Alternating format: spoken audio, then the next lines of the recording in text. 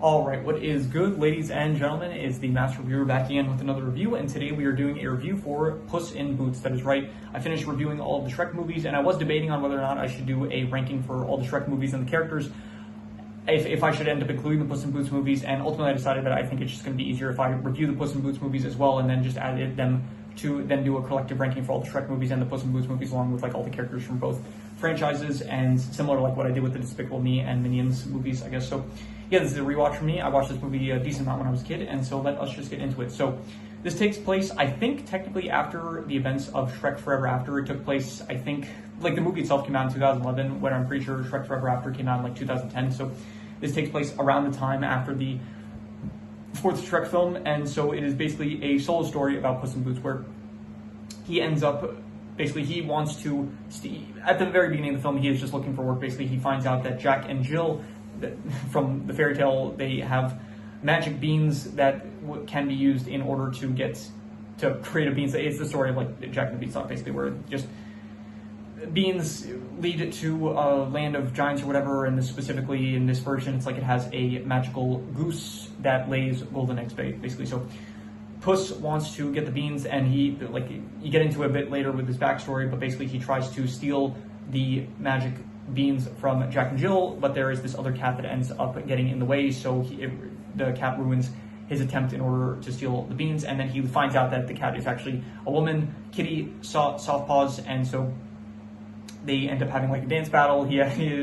Puss ends up hitting her in the head with a guitar, and then from there, Puss ends up meeting Humpty Dumpty. Humpty Dumpty, like, it's revealed that Kitty is working with Humpty Dumpty, and then Humpty asks Puss basically if they can team up in order to steal the magic beans and then and basically get the golden eggs and like the golden goose and stuff. So this leads into the backstory where basically it's revealed that Puss and Humpty, they used to be like very close. They consider each other brothers. They would steal and stuff when they got into their teenage years, but then eventually Puss, he ended up saving the mother of I forgot his name, like the commandant or something like that.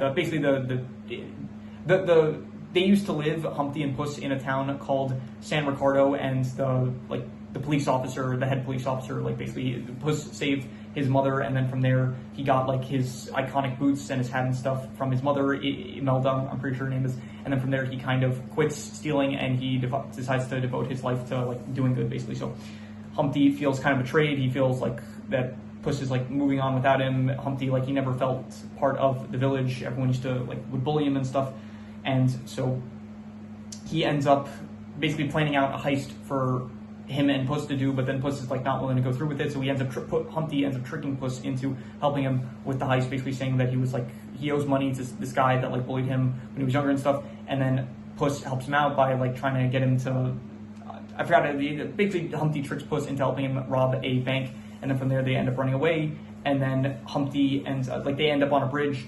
Humpty ends up getting captured. Puss ends up running away. Humpty asks him to help him, because Humpty falls down, he can't get up, and so he asks Puss to help him out, but then Puss basically feeling betrayed himself because of Humpty's actions. Puss ends up running away, and then from there they are that's why they're on bad terms. But basically Puss is convinced into helping out Humpty and Kitty to steal the magic beans and get the golden goose, and so basically, yeah, so he's on board basically. So then afterwards they actually go to steal the magic beans from Jack and Jill.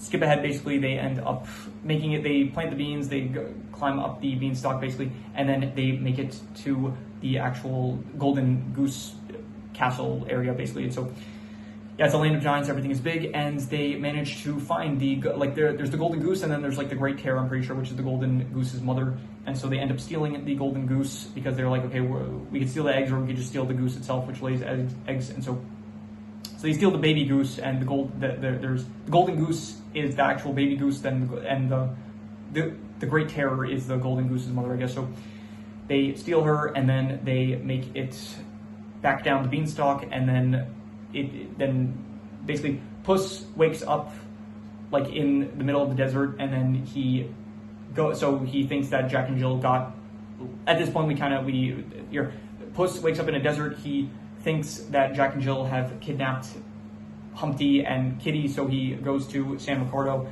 and then he finds out that Humpty was working with Jack and Jill and basically Humpty himself actually planned like the entire every event up until this point in the movie was actually planned out by Humpty as a revenge towards Puss for the way that he like kind of betrayed him. He didn't help him at the bridge, like in the whole like during the flashback sequence, and so yeah, this whole thing was a revenge plan to frame Puss. So Puss ends up getting framed for like the bank robbery that happened like years ago, and Humpty is basically like he comes in with the golden goose to give like gold to the town, to golden eggs to the town. But then his plan is ultimately as well to destroy the town of San Ricardo because they never they were never nice to him, the people of the town basically. So he's planning to his plan is to get falsely frame Puss and then as well as destroy the town of San Ricardo. And so from there So Puss ends up getting arrested. He actually meets Jack from Jack in the Beanstalk, like that Jack, not Jack from Jack and Jill. So he meets him in prison, and then he finds out that, Humpty, like, he finds out about the whole thing about how the Great Terror is going to come to San Ricardo in order to get her like, baby goose back. And so, Puss manages to break out with the help of Kitty, Softpaws, and they kind of make up, and they have, like, a romance thing going on the entire movie, and so they end up So Puss ends up escaping, and then from there, there's the whole final sequence, basically, of the Great Terror showing up to San Ricardo, causing havoc and stuff, and then Puss basically convincing Humpty to do the right thing and help him save the town, and so that happens. Jack and Jill, they're against Puss and Humpty in this final confrontation, and it ends with basically they're on the same bridge that I guess the important bridge that was in the past, from the flashback and stuff, and so it gets into a situation where Puss is holding on to two ropes, one holding the golden goose and the other one holding Humpty, and so he wants to save both of them, but then Humpty does the right thing, I guess, and he decides to sacrifice himself, and he did not make Puss choose between the two, and so he falls to his death, I guess, and then I think it's implied after he died, he underneath his actual shell was a golden egg, so I didn't remember that from the first time I watched it, but I guess that was the case this time. So yeah, the golden goose is fine, it goes back with her mother, and so then that's all good. And from there, Puss is now the town hero, I guess, and so he's now on the run. I think he's still maybe an outlaw or something like that. So he just goes on his way basically, and he's also he has a back and forth thing going on now with Kitty. It's they're kind of in competition with each other, but they're also they like each other, and so this will lead into the next movie, I'm pretty sure, where that is a central plot point, I think. So overall, the plot / adventure, I would give this one probably I'll go a 4 out of 5. I think that is a very good plot. I wouldn't give it a 5 out of 5. I don't think it's as great as maybe some of the Shrek plots with the first film and the last film of Shrek. I definitely still think that it is a very good one. I do like the fact that basically Humpty planned everything from the start. That was a plot twist that I remembered, but it really hit better, I think, on rewatch. I appreciate it more so. And the actual plot of the backstory between Humpty and Puss, I think, is good. And the actual plot of the beanstalk and getting this dream that Humpty and Puss had when they were kids, it led to a falling out between them. But then they reunite in order to try to achieve this dream once again, now that they're older. But it leads to a whole revenge side of things with Humpty and stuff. So overall, I thought that it was a good 4 to 5 plot / adventure, I would give it. And yeah, in terms of the characters, I think Puss is great. Puss from the Shrek films, he felt very much kind of a bit of a joke character, to be honest, where it's the first confrontation, he's basically hired by King Harold in order to kill Shrek, but then immediately he kind of loses in the fight against Shrek, and so he kind of says oh, you spared my life, so therefore I will be your servant. And so in all the films, basically after he's just kind of helping out Shrek and Donkey subsequently as well, he's just going along with Shrek and Donkey for whatever adventures they're going on and stuff, and he never feels as this film, they really portray him as being a lot more fighting, having a lot more fighting capabilities, being a lot more serious and stuff, and not just kind of a joke character that he was in the Shrek films. By the fourth film, he's just kind of fat and can't really do anything. So they very much treat him with a serious, I don't know, they treat him better, an actual better character in this film, where he does feel a lot cooler, I would say, and just a lot more better developed with his past, and he was finding out about it's the past with him, between him and Humpty and stuff. And just overall, I think Puss is a way better character in this film. Humpty himself, I think it's kind of stupid that it's he treats it as a betrayal where Puss betrayed him, but at the same time he lied to Puss about the whole bank robbery. So I think it's kind of stupid that he's so upset at Puss, even though Puss didn't want to rob the bank and Humpty kind of forced him to rob the bank in a way. And then Puss obviously being upset, it's okay, it kind of makes sense that he might not be on your side when it's like when you ask him to help you, it's like he might still be upset. And like I think he maybe he would have helped him up, but like they were in a tense situation, so we decided like, okay, you betrayed me, so I'm not gonna help you. So I think maybe they could have, I don't know, done it a bit differently to not have that aspect to it where like it doesn't feel justified why like Humpty should want revenge, because it's kind of like they're even afterwards. It's like Humpty tricks Puss into robbing the bank, and then Puss does not save Humpty when he needs help. It's like, okay, now they're even, but then Humpty views it like he's the one in the wrong here. So yeah, but even so, I still think that he is a pretty good villain. I do like it. It's actually the first time we have like in all the Shrek films, we had villains, but none of them had like personal ties to the main character. So I think that it's pretty good to have like an actual villain that has personal ties. There is Kitty Softpaws, who I think she's good. I think I like her relationship, I guess, with Puss. I think it's like a nice back and forth thing that they have going on. I kind of like it a bit more than Shrek and Fiona, to be honest. Their kind of relationship thing that they got going on. It's not like they're dating at any point. It's just like they like each other, and there's like a tension between them at certain points and stuff. So yeah, I would say that she's good. Jack and Jill, they feel like pretty menacing villains. I would say like they're actually like, I don't think we've had any like murderers up until this point in any of the Shrek movies. So they do feel pretty good. All the characters in general, I think that in the Puss in Boots, at least in this film, they feel a lot more like rugged, I would say, and not as, I don't know, like the Shrek films, it feels like a lot of the characters are just like NPC kind of characters, and then in this film, the characters, they feel like a lot more serious, kind of. It's like there's like desert areas and stuff, and it feels a lot more harsh, I would say, and I think that it's good. It like gives it a nice kind of like Western kind of feel to the whole thing, which I do appreciate. So not Western necessarily, but like a desert kind of like, I don't know, I get like Mexico vibes to the whole thing, which I think is pretty good. So yeah, so Jack and Jill, they were good villains as well. The Golden Goose, not really a character necessarily, but she was fine.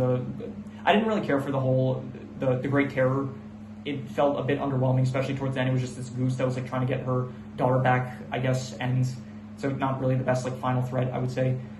Other than them, is there anyone else? There is, I guess, Imelda, Puss's mom, who I thought her role in the story was fine. There was the actual commendator, whatever his name was, the head chief police officer of like San Ricardo.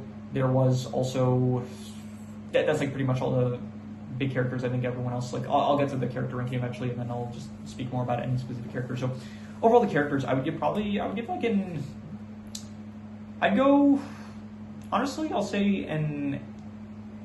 go with 7.5. I'll say I'm going to be harsh with them. I'm just going to say that they were very good characters, not great characters, but definitely very good characters, I would say. In terms of the settings, once again, I do like the settings of this. It does definitely feel different from the Shrek films, where the Shrek, it's like a lot more green areas, I would say, where this film has a lot more like desert kind of Western areas, and even it's like interesting areas with like the whole giant castle. I think that's like a cool setting to have. And so overall, the settings, I would give probably a solid, I'd go like another 7.5, I would say, like very good settings. In terms of the art style, I think it looks, once again, like harsher, I would say. It's also a bit more modern. It's like 2011, so it is the newest film up until this point compared to all the Shrek films. So it looks, it's a good art style. It's not like, still, again, not really one of my favorites, because just Shrek art style in general, and this one, like I think in the next film, when you get to the Last Wish, I think that's like when the art style looks like really good. And I think that this film, though, it is still kind of a bit too similar to the Shrek one. I'd give it like a 6 out of 10. I think it's above average, but not really one of my favorites by any means. So in terms of the worst thing, I would say that the worst thing was, I'm not sure, nothing really comes to mind, but I don't really like the Great Terror. I didn't think that it was that menacing at any point. Like, it was menacing when we couldn't see the face, like with just this one red eye that we would see, but then the actual, like when the Great Terror shows up for like the final confrontation, it just feels like this giant goose that doesn't really cause that much damage or anything, so it wasn't really my favorite part of the movie. So I would give the Great Terror, I'd give like I'm not gonna say bad, but I'll just give like a 4.5. I'll say not good, I would say. So in terms of the best thing, I would say that the best thing was probably just like the core trio, I would say, of Puss, Humpty, and Kitty. I would say that their core trio, I would give like, I go like an 8 out of 10. I would say that they were great. I did like all the scenes with all of them, and like the eventual betrayals and stuff, and like just the interactions between those three characters. I think the rest of it, like the side casts, are fine, but they're not as good as like the actual main three trio, I would say, of the film. So yeah, that is all of the scores. So let's see here. I do have some extra notes. I like the dance battle scene. That was a good one. Yeah, just all the dancing in this film was pretty good, I would say. They had a Fight Club reference with the whole Bean Club thing. It was pretty cool. I did like the backstory. Once again, Puss's backstory with Humpty, I thought was very good. And yeah, I did mention how I thought it was pretty cool that like Humpty planned everything from the start. I forgot, like I remember that happened, but rewatching it now, I was like, oh, I remember that happened. It's like, oh, like I don't know, as a kid I didn't think much of it, but then on rewatching I was like, oh wow, that's actually pretty interesting. They like he planned everything out from the start. So from like the very first scene, like he was there technically in the first scene of the film. So yeah, that was cool. And so that is all the extra notes. So I'm going to do the calculations. So King Crimson. All right, so it ends up coming out to about a 7 out of 10, which would be pretty good. But honestly, I give it higher than that. I'd honestly give this like an 8 out of 10. I think that this was a great film. And to be honest, I think I like it than all of the Shrek films. I think just the Puss in Boots films in general, I'm just more of a fan of, to be honest.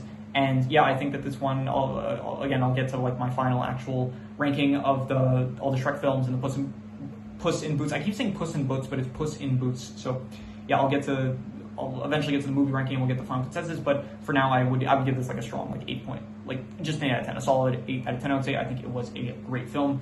And yeah, that is pretty much all there is to it. So if you have any recommendations, any shows, movies, video game stories, anime, manga, web series, anything that you want me to review, leave it in the comments and I'll maybe possibly check it out. With that said, that is pretty much all there is to it, so let's leave it at that.